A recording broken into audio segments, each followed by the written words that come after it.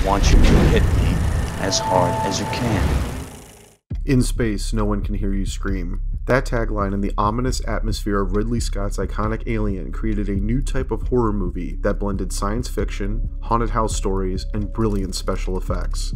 Since that film, each sequel to the 1979 movie have taken different approaches to telling tales featuring the xenomorph creatures. Aside from James Cameron's Aliens, the critical and fan appreciation for the sequels has been less than stellar, but each movie in the franchise has its own hallmarks that make them worth viewing.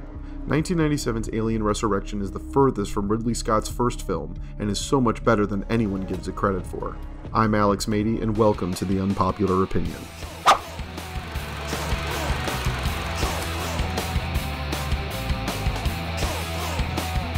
After delivering my lackluster take on Joss Whedon's The Avengers, it feels somewhat ironic that I'm going to praise the one film that Whedon created that he himself despises most. Granted, he wrote the screenplay for Alien Resurrection and did not direct it, but it's my favorite work from the Buffy creator. Directed by French art house filmmaker Jean-Pierre, Alien Resurrection is a major departure from the three previous films in the franchise, but a very interesting one.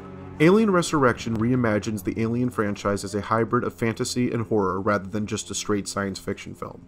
The movie is an exercise in body horror that would make H.R. Giger proud, despite being the only one of the four original Alien films he has no credit on. That tonal shift is a credit to director Jeunet, who is best known for The City of Lost Children and Amélie, fantastic French films that took the world by storm.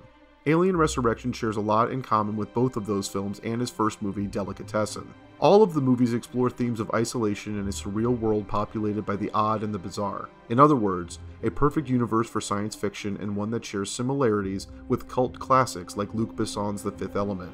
Lowest grossing entry in the Alien series, Resurrection only managed $47.8 million in North America and $113 million internationally, likely thanks to Jean-Pierre Jeunet's name recognition abroad. Critics were torn with the film holding a 56% on Rotten Tomatoes and an audience score of just 39%. I will admit that Alien Resurrection is the weakest entry in the Alien series, but, taken on its own, it works well. There's a playfulness at work in Jeunet's film that does not exist in the previous Alien movies.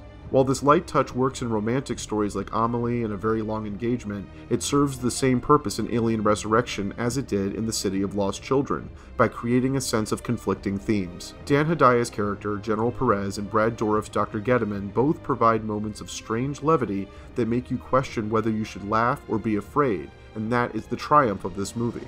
Alien is a dead serious haunted house flick, while Aliens ratchets up the action for a militaristic approach. Alien 3 is a prison movie and the smallest scale of the franchise entries, but it is also dour and has no sense of fun. Taking place 200 years after the events of Alien 3, Alien Resurrection allows itself to rewrite the rules of the series. Gone are Weyland-Yutani and the Colonial Marines from the prior movies. There's a new military corporation in charge and bands of pirates like the crew of the Betty. The crew of that ship, led by Michael Wincott and featuring Winona Ryder and Ron Perlman, can be looked at as a prototype, albeit a darker one, to Whedon's Firefly. They are a ragtag group from many different origins who are pulled together in search of loot and adventure. Whedon's trademark dialogue does appear mostly intact despite the vast reworking his screenplay suffered during filming. So, we're a fast learner. Characters get some good one-liners, and the complex plot involving cloning and hybrids makes enough sense that it does not interfere with the action. Take, for instance, the major action sequence in the movie. The underwater chase that has our band of misfits holding their breath to traverse a blocked passage is straight out of the Poseidon Adventure, but with the added intensity of swimming xenomorphs.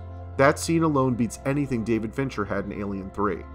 Jeunet filmed that sequence first due to the complexity involved with anything shot underwater, and it worked out perfectly by taking the trademark alien creature design and putting it into an unfamiliar environment. The shape-shifting capability of these obsidian monsters has always been terrifying, but when they can adapt to hunt down their prey, they become even more horrifying. There is a lot of hate concerning the alien hybrid in this movie. Many of you likely think the creature looks stupid or weakens the plot, but it builds on the plot element from Alien 3, showing Ripley seemingly impregnated by a xenomorph before killing it and herself. resurrected using a blend of her own DNA and that of her alien nemesis, balances against the new hybrid creature, which is her de facto offspring, having been spliced with her human DNA. It is a yin and yang thing, people. You cannot have one without the other. The design of the hybrid is also disgusting, with bleached skin and human eyes, a lot like those online fan images of what animated characters would look like if they were real. Once you see Homer Simpson and Yoda ones, you'll never sleep again. The best part of Alien Resurrection are the ones that serve as an homage to the Ridley Scott original. The reveal that a central character, in this case Winona Ryder, is really an android, the surprise chestburster scene, this time through someone's head, and the slow removal of each character one by one as the aliens devour their prey. Combine that with Junet's dreamlike camera work and you get a wholly unique and original take on an alien story. Joss Whedon has stated his original script had the aliens reaching Earth with a climactic sequence that was excised from the final film. Instead, Alien Resurrection gives us a much vaguer ending, leaving us to wonder if the aliens made it to our planet. If Alien Resurrection had been received more positively, we would have gotten a 5th alien set on Earth. Can you imagine what xenomorphs could do if they were in a densely populated area with enough hosts to breed an army of their kind? I'll always wonder what an alien movie set on Earth could have been like. What?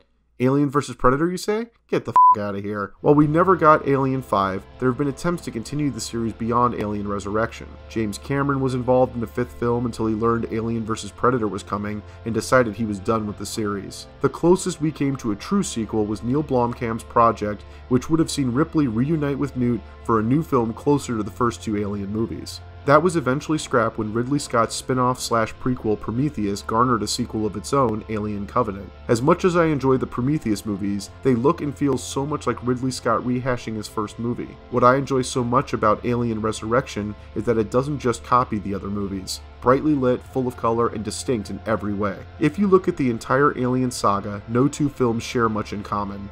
They are all individual exercises in genre and style that generated very different results. Of all the films, Alien Resurrection was the riskiest gambit since it took a director out of his element and a screenwriter with none of the credibility he would later earn and gave them a major franchise to play with. You may never hold this movie in as high regard as other films in the franchise, but hey, that's just my unpopular opinion. Tell us yours in the comments below. I'm Alex Mady with JOBLO.com.